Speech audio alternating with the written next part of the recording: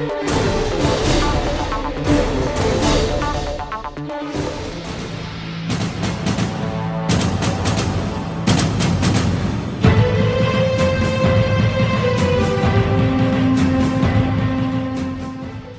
Pribaković, star 29 godina, zvani Priki, ubijen je 9. oktobra 2017. godine, oko 6 časova ujutru u diskoteci u centru Novog Sada.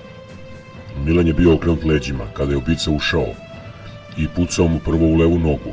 On je krenuo, da li je hteo da beži ili njega da udari, i vidi ko je.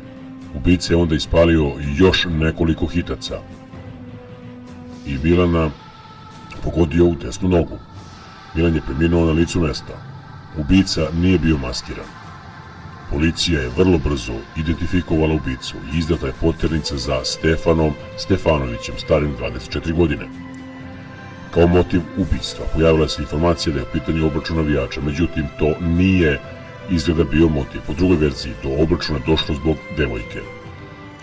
14 meseci nakon ovog zločina u stanu na Telepu u noći između 19. i 20. decembra 2018. godine pronađeno je beživotno telo VT, svedoka likvidacije. Kako se pretpostavlja, on je izvršio samoubistvo. Policija je 12. januara 2021. godine u Banja Luci uhapsila ubicu Stefana Stefanovića.